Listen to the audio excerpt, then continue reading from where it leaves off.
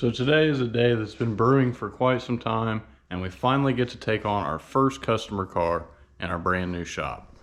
So here is Joshua's 2+0 NA 5-speed 300ZX. It's got some sweet wheels. It's a nice Aztec red. I don't think it's ultra red. I think ultra red's later on.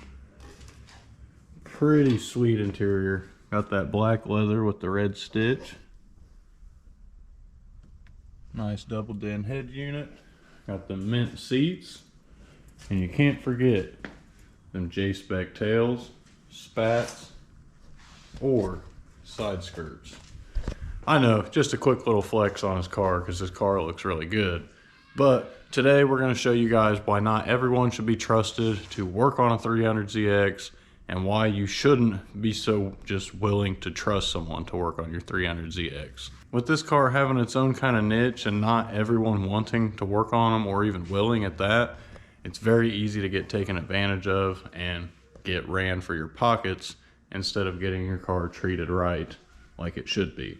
Pretty much there is someone who builds these down in Georgia that used to live in New York, and if you know, you know. I'm not gonna name names. If you need to know, if you're looking for work in the area, shoot me a DM. I'll let you know the name to stay away from. It's just unfortunate that someone in the community that holds themselves at such a standard has such a low standard for work and, well, has a high standard for screwing people over. Basically, the number one thing with the Z is getting quality parts. OEM, OEM, OEM. Nissan, Nissan, Nissan. Anywhere that you can, don't cut corners, don't try to save a buck, you're gonna have problems. These cars were well over engineered for the time, and they need A1 parts that usually fetch a premium, and a lot of people don't want to pay this. And unfortunately, this guy who charges this price buys parts all the way down here in quality. Like, how are you gonna cut corners and buy eBay and Amazon parts like fuel injectors to potentially sabotage the entire car that you put together and charge all that money for? It's just sickening how people can do that to another person. When someone works so hard for their money in a day, it's kind of disheartening to even want to move forward or own something like this. Not only was Joshua done wrong by this guy, he was also been done wrong in the past by another Indianapolis community member that is not very good to deal with. Everyone's got their stories about him too. But again, here, I'm not here to talk trash about anyone, talk down on anyone. I just want what's best for the car, and in turn, what's best for the owner of the car. So Joshua hit me up. We're working on a Z today. First things first, what I noticed that drives me crazy is why you're going to take your hardline OEM fuel line setup, add a bunch of zip ties, and throw an extra 10 foot of fuel line in the car. I get wanting to cut down on your hose clamp connections, but this just looks tacky. There should be a strut bar and a throttle cover, but there's not, because we took them off and we just left them at Joshua's. And now once you have both of them off, it's really an eyesore there. Not only that, what I was mentioning earlier that really grinds my gears, these are Amazon, not OEM Hitachi injectors. These are some no-name knockoff, no brand, nothing. The wiring harness was refurbished, but it appears it's only been wrapped in electrical tape and just prettied up, but they didn't even take the time to actually wrap it correctly. There's all kinds of folds, and frustrating. When you pay the top dollar, you get these little hammered out mounts that look 20 times better if you just left them the way they were, how they were sold. So we're gonna dig into this thing. We're gonna start getting this thing right and seeing what we can undo and potentially save this engine. We're almost afraid the engine's no good. It's making some bad noises, but we've got a backup just in case. Now, before we get started, let's fire it up, see what it sounds like, so we can see what we're working with, and we'll run a power balance test, unplugging each of our injectors or coil packs to listen for a miss in the cylinder. So we gotta plug the injector back in. They repaired the harness, but they didn't give it any wire to come over here to plug in. It's just like super tight. Tight wiring is not good wiring. All right, we're out of gear. See what it sounds like. Wow. It literally won't even start.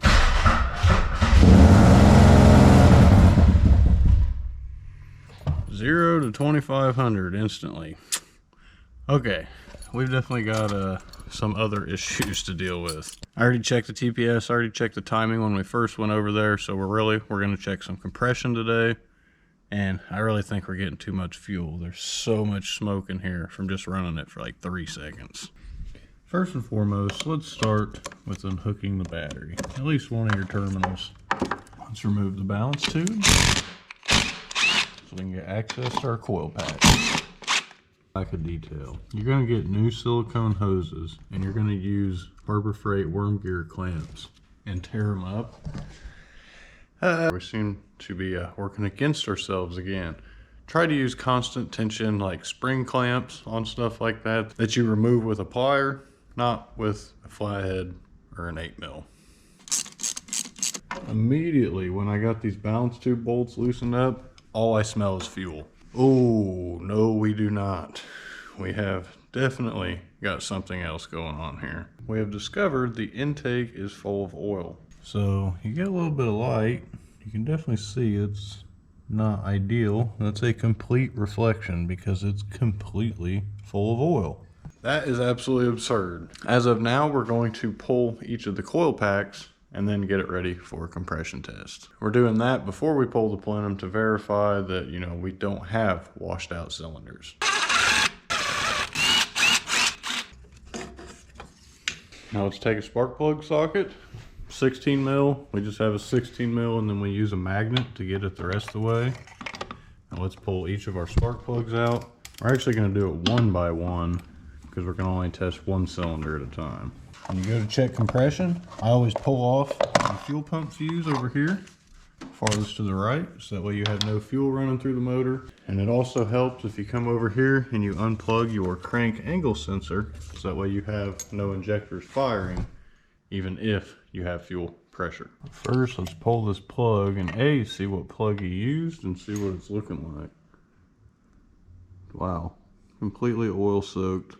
Now we've got our gauge and our fitting. Thread it down into the spark plug threads. Don't tighten it too tight. You don't want it to get stuck.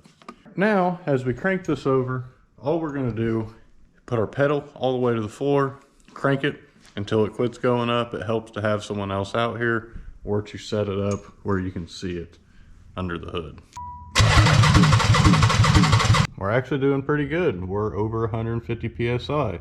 Just got cylinder 3 spark plug all loosened up. Let's see what we're working with here. What in the world? Dude. Either that thing got completely smashed or it got so hot that it just melted. This is a possibility because if an injector sticks open and it gets hot enough in there, you can melt the end of this. Oh man, this isn't looking good. Let's throw the tester in and see what the verdict is.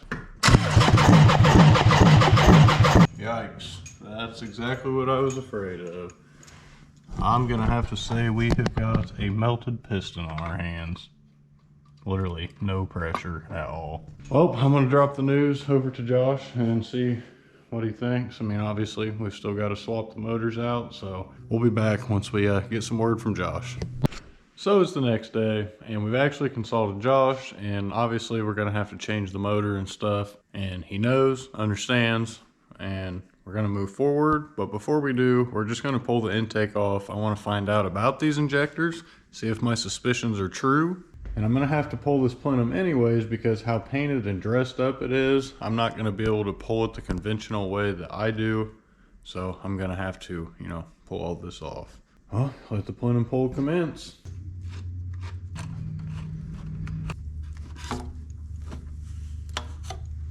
Got oil coming out of the intake. There's not even a PCV hooked up here. Since they just ran filters down here at the PCV, there's so much oil in the intake, it's coming out of the throttle body. This is gonna be a nightmare to pull off, I can already tell. It's gonna make a mess.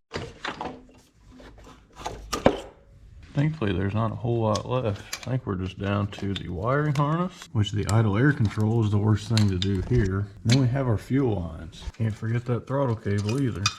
Well, I thought I was recording there. We just dropped our 1/4-inch ratchet down into the depths of the car. Didn't hit the ground, can't see it.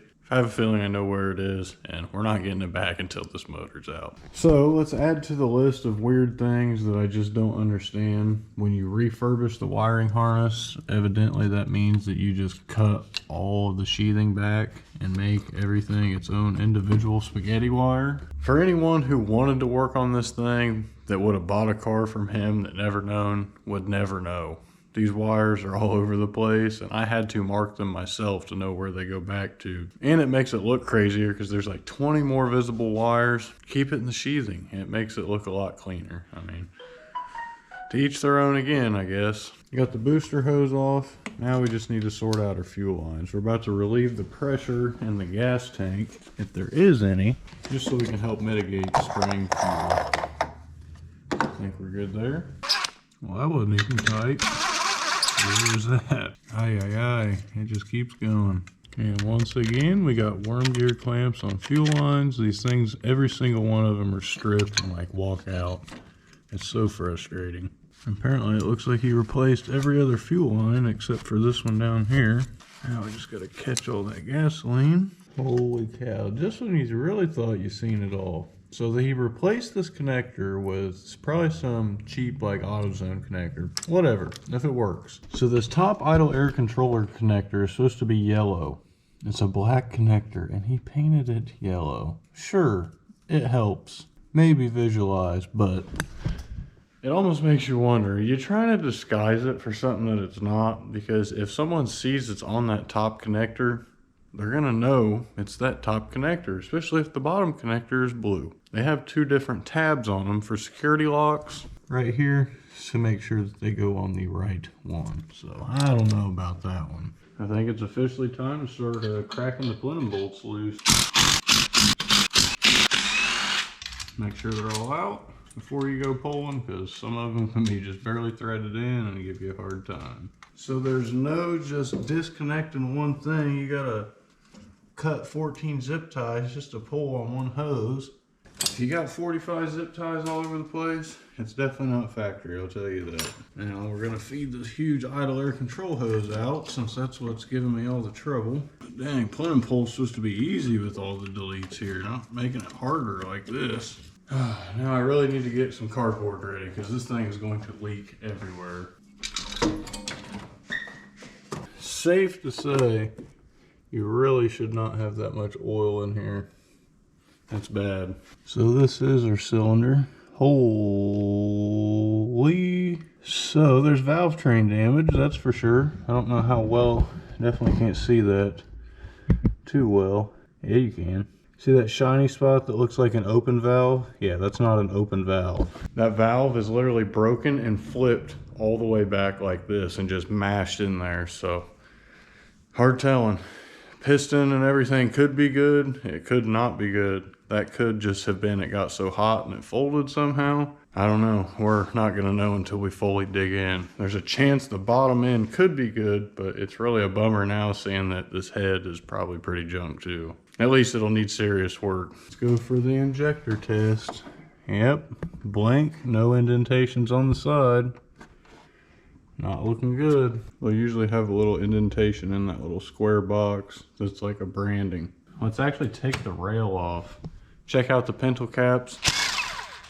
Man, are you kidding me? He literally just painted everything. Like, he painted the rail in place. He painted that lower intake, because lower intakes are never that nice.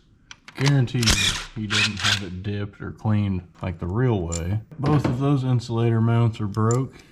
The insulator itself is actually painted, so that means he just painted over literally everything down here.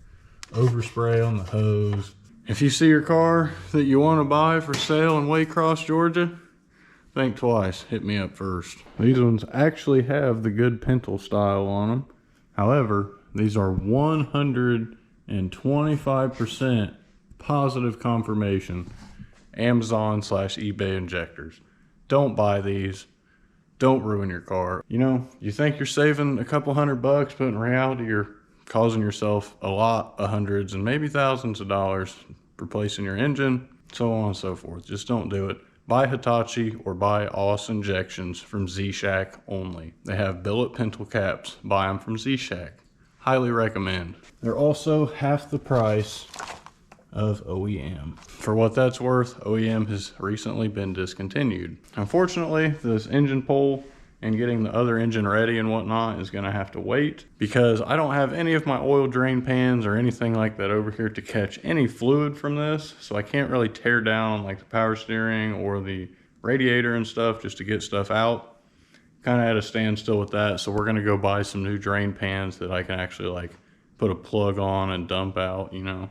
Cool, like good drain pans. And then we can start forward on this project and start getting Josh's car back together and back to him. And also just a heads up to any of you guys, he's kind of just at his wits end with this car at this point. He wants me to get it fixed and running good so he can sell it. So if any of you guys are interested in buying that, feel free to hit me up and I can send you Josh's way when it comes time. And you know, you guys have firsthand experience or firsthand whatever, just looking at the car from this video once we get it done and whatnot. So let that be a testament to itself. I actually skipped this video ahead of 2 other videos. I have my interior removal, how to swap or pull your interior. And I also have my vacation video, but both of those are well over 2 hours long that I have to edit down. So that's literally gonna take me a full day apiece. So we're just gonna pop this out for you guys. And thank you guys for watching. If you guys liked the video, don't forget to drop a like and subscribe. Stay tuned for more content because there's plenty coming. We got plenty of stuff lined up, not only our cars, but all kinds of other cars for customers like you guys. Thank you guys again, and until next time, peace out.